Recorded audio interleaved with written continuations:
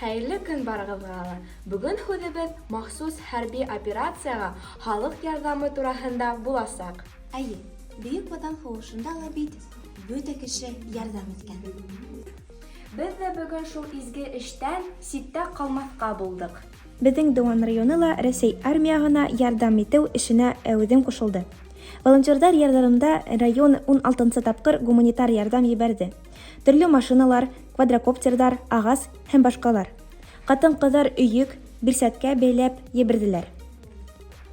Тагы ла безнең районда битараф булмаган кешеләр яугизларга медикаменттар, дарудар йыеп ебәрәләр.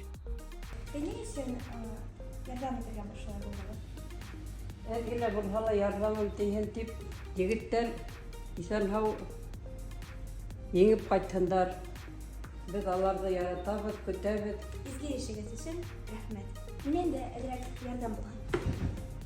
Әлеге вакытта Мәсгудтә махсус маскировкалау селтәре үреү остаханы эшли. Ул Крупская урамы 4-нче йортта урынлашкан. Онда һәркем буш вакытында килеп ярдәм итә ала. Без дә бүген шул изге эштән ситтә калмаска булдык. Чөнки халыкларга ярдәм итү һәрбер кешенең изге бурысы.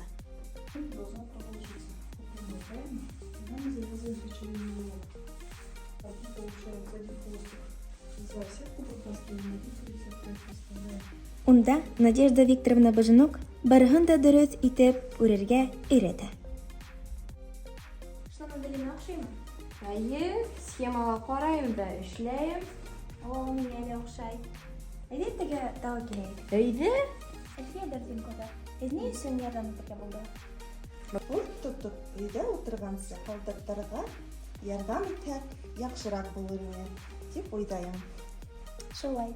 Эвелина, а һин ни өчен бында? Дуслык, бердәмлек, авыр сакта беленә. Менә шулай бердәм булганда гына еңеү яулап була.